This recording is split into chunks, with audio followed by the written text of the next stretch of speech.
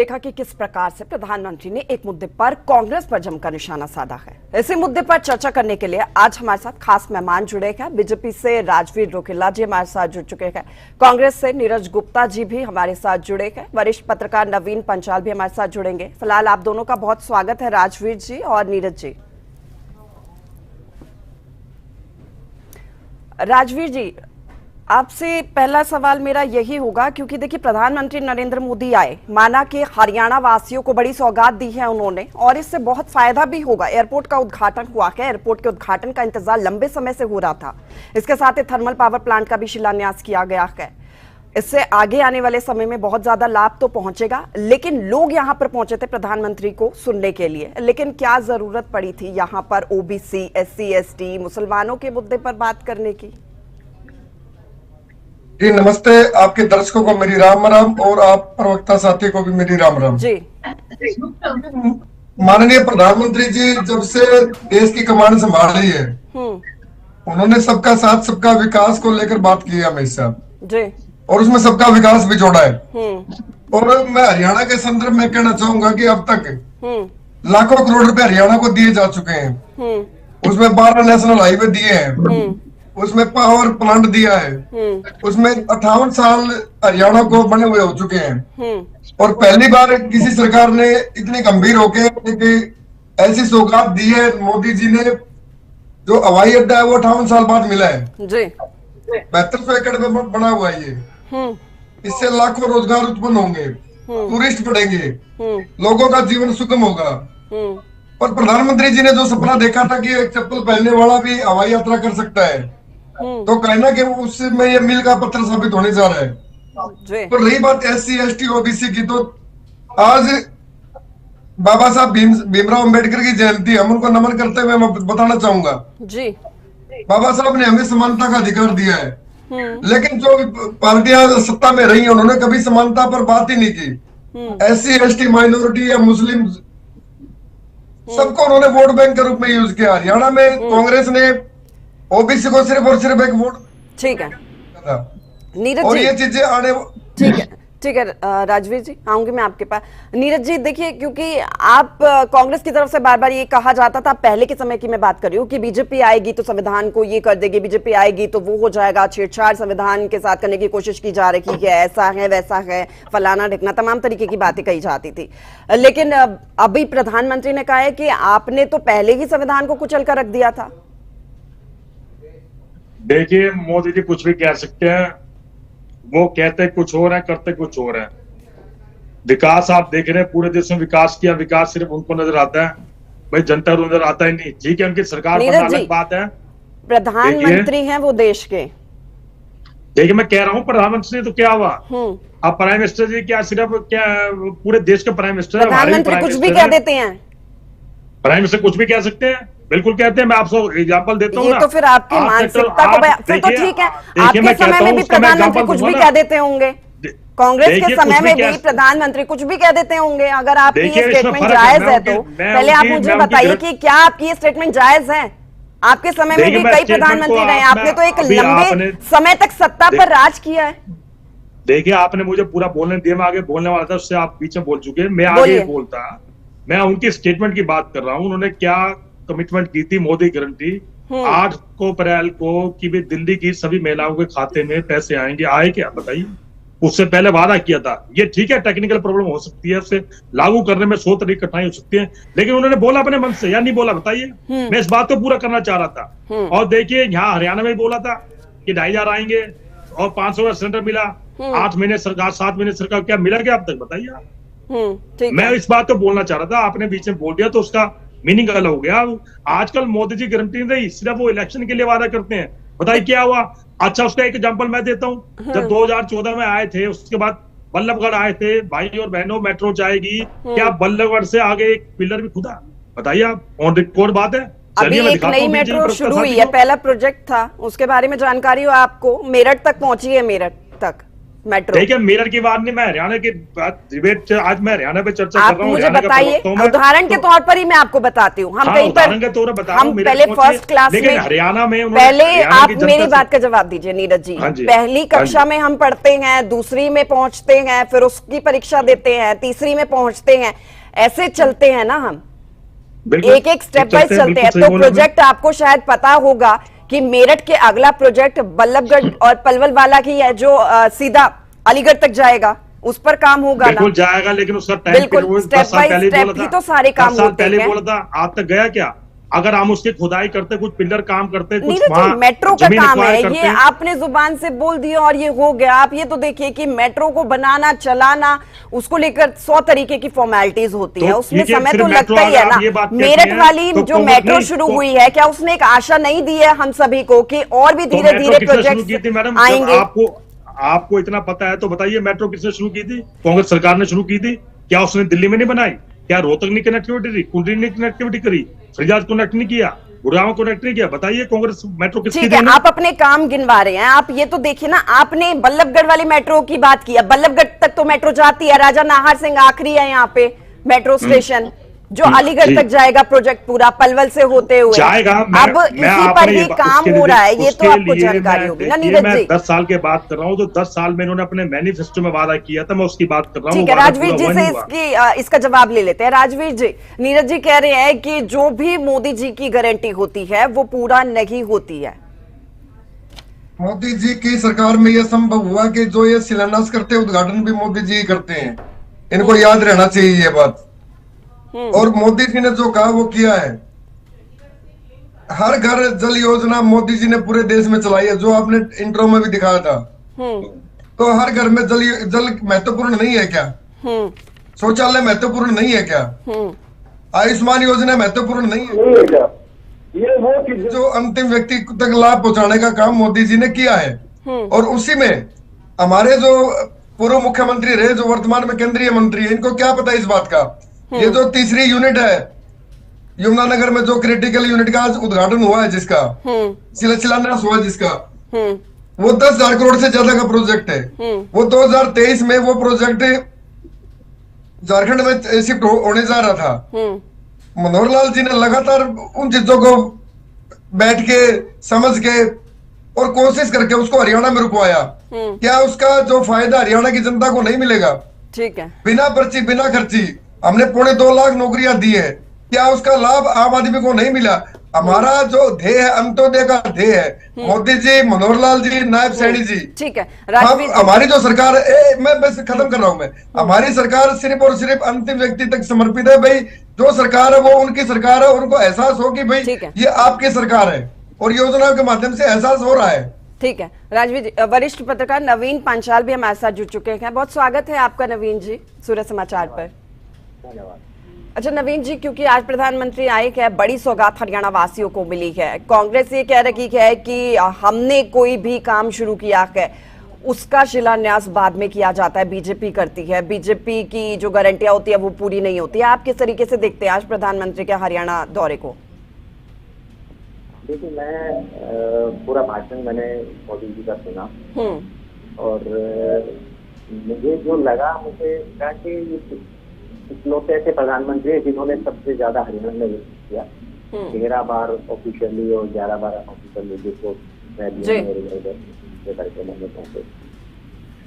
ठीक है, कांग्रेस की अपने तर्क हैं और भाजपा के अपने तर्क हैं, लेकिन मुझे लगता है कि इंफ्रास्ट्रक्चर जो जितना मजबूत इन कुछ सालों में हुआ है, मतलब पिछले ये आप ये कह सकते हैं कि भाजपा के राज में, तो ये गलत नहीं होगा। इंफ्रास्ट्रक्चर वास्तव में मजबूत हुआ है और ये भी सच है कि वो जिस काम का शिलान्यास करते हैं उसका उद्घाटन भी करते हैं।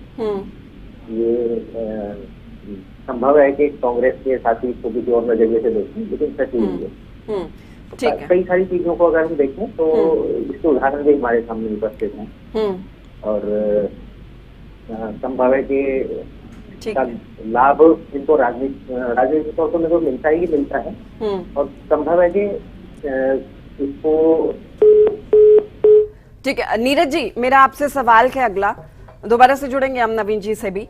नीरज जी, देखिए प्रधानमंत्री ने आज खुला चैलेंज दिया है कि कांग्रेस आने वाले दिनों में अपने मुस्लिम समाज की अगर हितैषी इतना ज्यादा बनती है तो मैं चैलेंज करता हूं कि अध्यक्ष बनाए वो, या फिर आने वाले जो चुनाव हैं उसमें 50% तक टिकट दे मुस्लिम समाज के लोगों को। देखिए वो कांग्रेस पार्टी है, कांग्रेस का इंटरनल मैटर, हमें क्या करना है क्या नहीं।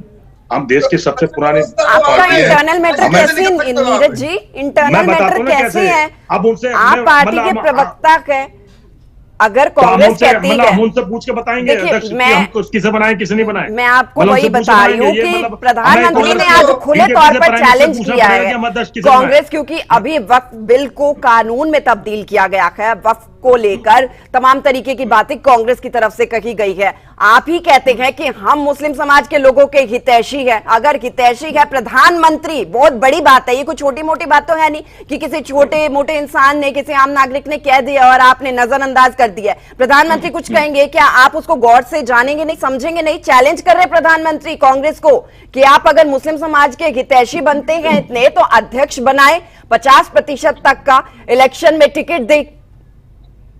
देखिए हमारे तो आप देखिए एमपी देखिए, इनका एक भी सांसद मुसलमान नहीं है। हमारे तो एमपी सांसद हैं, तो हम तो सभी वर्गों को सम्मान देते हैं। दूसरा मैं आज आप एक बताऊं कि मैं भाषण सुन रहा था, सिर्फ उनका भाषण सिर्फ 5-7 मिनट सिर्फ अपने विकास के कारण था, बाकी सारा भाषण कांग्रेस में फोकस था।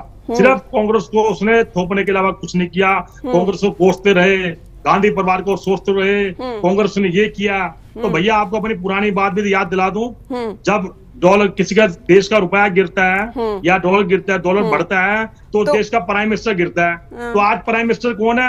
आज डॉलर के रेट क्या है? आप अपनी स्टेटमेंट उठा के देखिए, देश के बारे में क्या चर्चा करते थे। आज आप वहां उद्घाटन करने गए थे, कांग्रेस को कोसने गए थे। आपको तो काम ही दिन रात कांग्रेस को कोसना। कांग्रेस ने तो कुछ किया ही नहीं। ये जो हवाई जहाज उड़ रहे हैं, तो हवाई जहाज किसकी देन है? पहली जो एयर इंडिया खुली वो कांग्रेस में शासन में काल में खुली। आज जो हिसार एयरपोर्ट है, इसकी नींव तो कांग्रेस सरकार में पड़ चुकी थी ऑलरेडी। बताइए शुरू क्यों नहीं हुआ ना? इसी पे तो चर्चा हम कर रहे हैं। नीरज जी एक बात बताइए, प्रधानमंत्री आते हैं हरियाणा में, एक नए थर्मल पावर प्लांट है 800 मेगावाट का, ये नई इकाई थर्मल पहले से ही है यमुनानगर में, लेकिन एक और इकाई का शिलान्यास हुआ है। कुछ तो अच्छा आप देखेंगे। और एयरपोर्ट का आप देखिए नीरज जी, सुनिए, हिसार में एयरपोर्ट का उद्घाटन हुआ है, नए लॉजिस्टिक आएंगे, कमर्शियल होगा, रोजगार मिलेगा, नया स्टाफ आएगा, कितना कुछ तो इससे लाभ होगा। आपको कहीं पे पॉजिटिविटी नजर नहीं आती क्या? नहीं मैडम मैं इन चीजों को मैं ये नहीं कह रहा, तो आप सिर्फ मैं इस बात को इसलिए कह रहा हूँ, सिर्फ कांग्रेस को कोसने से काम नहीं चलेगा। मैं मानता हूं उन्होंने जो काम किया पूरे हरियाणा को भला मिलेगा, लेकिन आप ये नहीं कहते कि सारा महाराजागढ़ से एयरपोर्ट उन्होंने बनाया, इसकी नींव हमारी सरकार में पड़ चुकी थी। आपको इतिहास भी खंगालना पड़ जाएगा। कोई बिल्डिंग शुरू से नहीं बन जाती, उसके पिलर डीपीसी हमने खो दिया। आज आप सरकार में देश में राज कर रहे हो, तो नींव तो हमने खो दी है, उसके पिलर हमने बनाया है। देश एक देखिए मकान को बनाते नींव खोदना मुश्किल काम होता है, पिलर पे बिल्डिंग चली जाती है 18 को 19 माले 20 माले 21 माले। मैं आपको बात कह रहा था, मैं इस बात को मना नहीं कर रहा था। लेकिन नीरज जी कह रहे हैं कि नींव तो हमने रखी थी और आप श्रेय ले रहे हैं। अगर सर एयरपोर्ट ये ठीक है, सरकार उनकी है, देखिए एक मिनट, सरकार उनकी है, उनको उद्घाटन करने का मौका मिला क्योंकि सरकार उनकी है। लेकिन ये नहीं कह सकते कि अगर सेन एयरपोर्ट इन्होंने बनाया, उसकी नींव हमारे शासनकाल में पड़ी। आप ये ऑन रिकॉर्ड चेक कर लीजिए, उसमें क्या दिक्कत है? हाँ जी राजवीर जी जवाब दीजिए इस बात का, क्योंकि नींव कांग्रेस ने रखी थी। नीरज भाई को ज्ञान नहीं है या अपडेट नहीं रहते। ये दीपेंद्र सिंह हुड्डा ने जब सांसद थे, उन्होंने ये जो वायदा किया था ना हवाई जहाज का, ये एमएम के लिए किया था, आपको पता नहीं शायद, अपनी लोकसभा में, ठीक है ना। लेकिन वो जो सर्वे में फेल हो गई थी, वो रिपोर्ट थी वो फेल हो गई थी वहां। उसके बाद ये हरियाणा सरकार जो 2019 से 2024 तक थी, उसमें वहां सर्वे हुआ हिसार में, और उसके बाद ये उसकी नींव पड़ी है। आप एक बार तथ्य जांच लेना, ठीक है ना। और ये बात दीपेंद्र सिंह हुड्डा ने बोली भी कि भाई मतलब मैं यहाँ हवाई अड्डा लाने वाला था और वो हिसार चला गया। उससे तो पहले जमीन एक्वायर हो चुकी थी, मैं खुद देख के आया था, सारे हवाई अड्डे की बाउंड्री वाल हो चुकी थी, कोई जमीन हाथों हाथ एक्वायर नहीं होगी। मेरी बारी है। तो जो हरियाणा की सरकार है और जो केंद्र सरकार है, ये कोलैबोरेशन है पूरा। यहाँ ये डबल इंजन की सरकार नहीं, ट्रिपल इंजन की सरकार है। और मोदी जी ने हरियाणा को कभी भी अलग नहीं समझा, क्योंकि उनका यहाँ से विशेष लगाव रहा है। और उन्होंने ये चीजें उन्होंने बार बार अपने जो संबोधन उनमें कही है, भाई मैंने हरियाणा का नमक खाया, और वो उसकी अदायगी उससे ज्यादा कर रही है। क्योंकि आप मान के चलिए, कोई भी शुरुआत होती है, जो भी पहली रैली हुई थी मोदी जी की, पर प्रधानमंत्री पद का जो घोषित किए गए थे तब उनकी रेवाड़ी में हुई थी, सैनिक रैली हुई थी। तो आप अंदाजा लगा सकते हैं मूवमेंट यहीं से बनी थी पूरे पूरे भारत की। अच्छा राजवीर जी, तो हरियाणा की, क्योंकि देखिए यूपी की सरकार थी उस दौरान सभी राज्यों को एयरपोर्ट मिले थे, हरियाणा के भी हिस्से में 2 एयरपोर्ट आए थे, करनाल और हिसार। अब ठीक है, उद्घाटन हिसार के एयरपोर्ट का तो हो गया है, करनाल के एयरपोर्ट की कोई खबर नहीं है, इसको तो शिफ्ट कर दिया गया जेवर में। ये नुकसान नहीं है राज्य के लिए? नहीं, आप एक बात बताइए ना, मतलब अब परिस्थितियों के हिसाब से होते हैं फैसले। यमुना जो ये पावर प्लांट था ये भी तो झारखंड जा रहा था। माननीय मनोहर लाल जी ने लगातार मेहनत की, लगातार उन चीजों को अपडेट किया और मतलब ये बोलते ना खड़े रहे उस पे, तो तब जाके रुका था। अगर कोई सरकार में कोई लापरवाही होगी तो दिक्कत तो आती है, सीधी बात है। विपक्ष कह रहा है, हुड्डा साहब कह रहे हैं और जेपी ने भी यही कहा है कि एरोड्रम का जिक्र किया प्रधानमंत्री ने। देखिए, एक बार इंटरनेशनल एयरपोर्ट का दर्जा इसको दे देते तो कुछ घट नहीं जाता। ये विपक्ष का आरोप है जो मैं बता रही हूं आपको। पता क्या, जेपी जी का तो एक अलग हिसाब किताब रहता है हमेशा। वो बोल जाते हैं फिर मुकर जाते हैं। अब उन्होंने इस्तीफा देने की बात की थी, जहाज भी उतर गया, जहाज अयोध्या चला भी गया और वापस भी आ जाएगा। अब यहाँ से यातायात सुगम हो जाएगा और यहाँ से दिल्ली और अयोध्या जुड़ चुके हैं और अन्य शहरों से भी कनेक्टिविटी जुड़ेगी, क्योंकि अभी शुरुआत हुई है। तो आने वाले समय में यहाँ इंफ्रास्ट्रक्चर बहुत डेवलप होगा। आने वाले 2-3 सालों में यहाँ आपको ऐसी तरक्की देखने को मिलेगी, आप कहेंगे भाई वाकई में यहाँ विकास हुआ है। ठीक है, क्योंकि कोई भी शुरुआत होती है, विकास एक सतत चलने वाली प्रक्रिया होती है, वो कोई एक दिन में नहीं होता। ठीक है, अच्छा नहीं धोया भिगोया हो गया।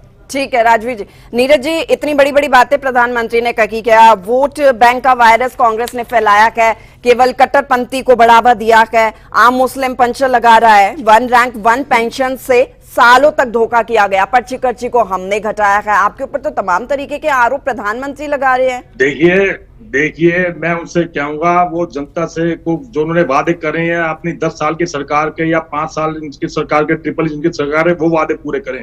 हमें कोसने से काम नहीं पड़ेगा। जब हमारी सरकार थी हमने पूरी मेहनत से काम किया, पूरा रोड मैप से काम किया। उनका काम है दिन रात कांग्रेस को कोसना, गांधी परिवार को कोसना। वो तो कहते हैं कांग्रेस ने कुछ किया। उन्होंने कहा कि कांग्रेस नेताओं ने अपने नेताओं के स्विमिंग पूल को भरने का काम किया है, लेकिन हमने हर घर पानी पहुंचाने का काम किया है इस योजना के तहत। मैं आपसे बार बार कह रहा हूं, वो देश के प्राइम मिनिस्टर है, कुछ भी कह सकते हैं। जब अमेरिका गए, अडानी पे क्वेश्चन पूछा तो कैसे चुप हो गए, तो अपनी मर्जी से क्वेश्चन का जवाब देते हैं। आज तक उन्होंने प्रेस कॉन्फ्रेंस दी। ये जब आप कहते हैं ना प्रधानमंत्री है, कुछ भी कह सकते हैं। बार-बार गांधी परिवार को और कांग्रेस को कोसेंगे, उससे कुछ नहीं बनेगा। आप बनाइए स्मार्ट सिटी कहाँ है? साल के 2 करोड़ रोजगार का वादा था, अब 10 साल के 20 करोड़ रोजगार का डाटा आप सार्वजनिक कीजिए, टीवी पे सार्वजनिक कीजिए। सिर्फ जो 100 स्मार्ट सिटी बने थे उनका डाटा सार्वजनिक कीजिए, जनता को पता चलेगा आपने क्या काम किए। बताइए, सिर्फ कांग्रेस को कोसने काम नहीं। वो तो कहते हैं कांग्रेस ने कुछ किया नहीं। एम्स भी इनकी देन है, सब कुछ इनकी देन है, एयरपोर्ट भी देना है, जिस मोबाइल पे डिबेट कर रहे हैं सब कुछ इनकी देना है। भाइयों, कांग्रेस ने तो कुछ किया ही नहीं। ये देश अपना आप चल गया। ये जब देश आजाद हुआ था अपना आप चल गया।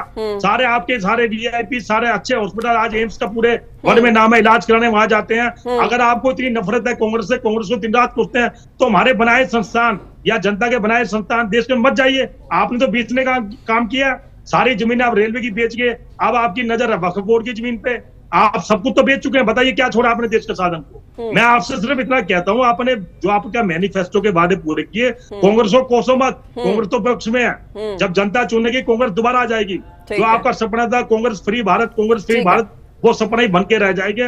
आप 7 जन्म मिलेंगे तब भी कांग्रेस खत्म नहीं हो सकती। कांग्रेस एक विचारधारा है। नवीन जी भी हमारे साथ जुड़े हुए हैं, वरिष्ठ पत्रकार हैं नवीन जी। नवीन जी, देखिए, वक्फ कानून को लेकर फिर से प्रधानमंत्री ने मन से समझाने की कोशिश की है कि हम महिलाओं को, गरीब समाज को, जो मुसलमान के हैं, उनको उनके हक के लिए इस कानून को लेकर आए हैं। लेकिन लोकसभा में, राज्यसभा में इतने घंटों तक चर्चा हुई, उसके बाद इसको लेकर समझाने का प्रयास लगातार हुआ है।